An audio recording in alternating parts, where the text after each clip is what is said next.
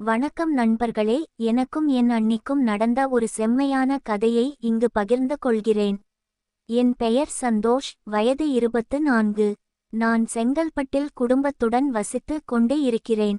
எனக்கு ஒரு அண்ணன் இருக்கிறான். அவன் ஒரு தனியார் நிறுவனத்தில் பணிபுரிந்து கொண்டு இருக்கிறான். அவனுக்கு சில நாட்களுக்கு முன்பு ஒரு அழகிய பெண்ணுடன் கல்யாணம் ஆகியது.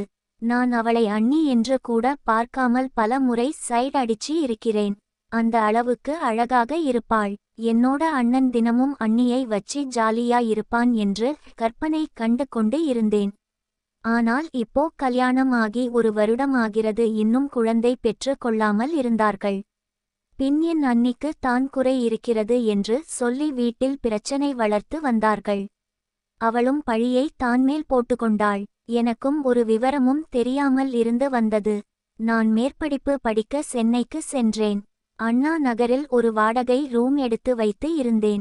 அப்பொழுது ஒரு நாள் மாலை அண்ணி மற்றும் அண்ணன் வீட்டுக்கு வந்தார்கள்.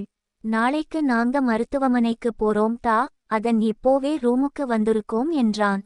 பின் அவர்களுக்கு தேவையான உதவிகள் எல்லாம் செய்து கொடுத்தேன். அன்னிக்கு எப்பொழுதும் என் மீது தனி பாசம் இருக்கிறது. அவளுக்கு தேவையான விஷயங்களை என் அண்ணனை விட நான் முதல் நின்று பார்த்து பண்ணுவேன். அதுபோல தான் அன்றும் பார்த்து கொண்டேன். ரூமில் அவளுடன் இருக்கும் தருணம் அருமையாக இருந்தது.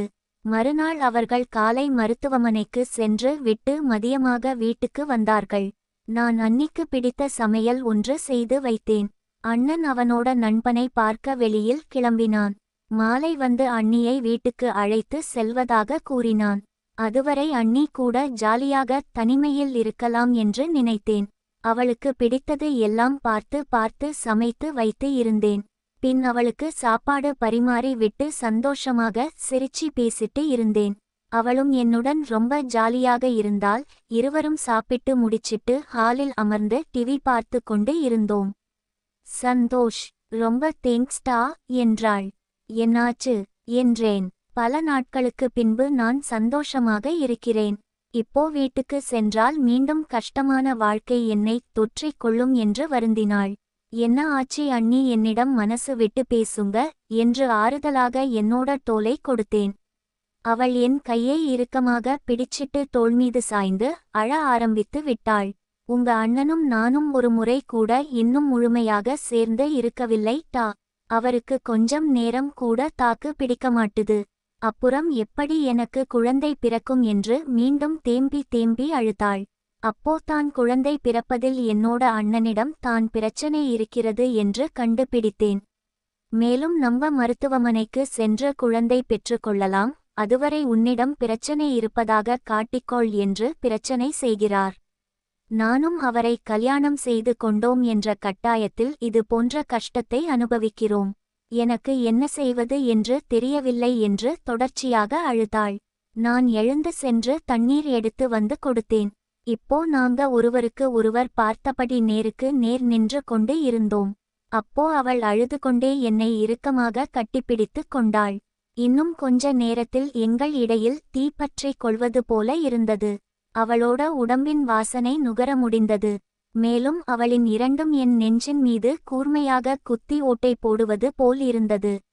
அவளை இறுக்கமாக பிடிச்சிட்டு தொடர்ச்சியாக ஆறுதல் கூறி அவளை முத்தம் கொடுக்கலாம் என்று கன்னத்தை பிடித்தேன்.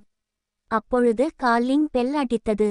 நாங்க 2 பேரும் சுயநினைவுக்கு வந்து விலகி சென்றோம். பின் அவள் ரூமுக்குள் சென்று ஊருக்கு கிளம்ப ஆரம்பித்தாள். நான் கதவை திறந்தேன். என்னோட அண்ணன் நண்பனை பார்த்து முடிச்சிட்டு வந்து இருந்தான். இவன் கொஞ்சம் லேட்டா வந்து இருந்தால் இந்நேரம் அண்ணி கூட ஒரு ஷார்ட் மேட்டர் முடிஞ்சிருக்கும் என்று தோன்றியது. சிவா பூஜையில் கரடி வந்தது போல வந்து நின்றான். எனக்கு செம கோபமாக இருந்தது. ஆனால் வெளியில் காட்டிக்கொள்ளாமல் இருந்தேன். அண்ணி ஊருக்கு போகும்போது என்னிடம் கண்ணால் பேசிட்டு போனால் அந்த தருணத்தை என்னால் இப்போ வரைக்கும் மறக்க முடியாது.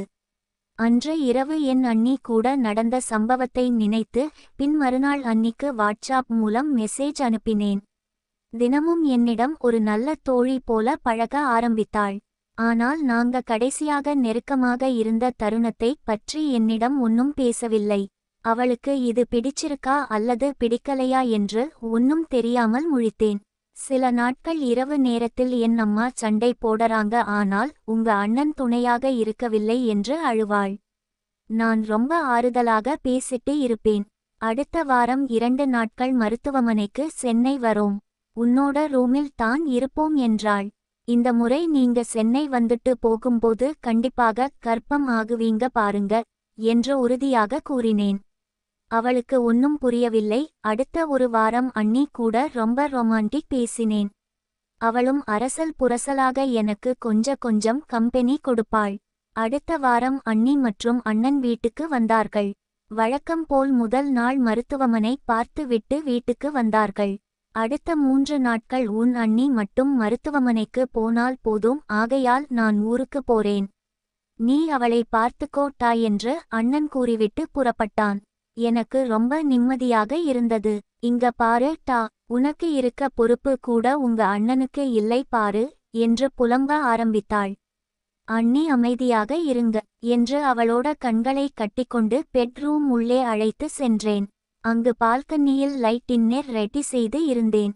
அவள் அதை பார்த்து ஆச்சரியம் அடைந்தாள். அவளுக்கு ரொமான்டிக் மூட் வரும்படி எல்லாம் செய்தேன். பின் என்னோட ரூமில் முதலிரவு செட் போல செய்தேன். ரோஜா பூ, மல்லிப்பூ எல்லாம் போட்டு வைத்து இருந்தேன். அண்ணி பார்த்துவிட்டு என்னடா இது என்றாள். இன்னைக்கு நீங்க நினைச்சி பார்க்க முடியாத சுகத்துக்கு போக போறீங்க என்றேன். அவளுக்கு எல்லாம் புரிந்து விட்டது. அப்போ லைட் எல்லாம் அணைத்தேன். நான் நினைத்ததை முடித்து அடுத்த 10வது மாதம் அழகான குழந்தை பெற்று எடுத்தாள். அது பார்க்க என்னை மாதிரியே அழகாய் இருந்தது. அதன்பின் அவள் ரொம்ப சந்தோஷமாக இருந்தாள். என்னை பார்க்கும்போது எல்லாம் நன்றி சொல்லுவாள்.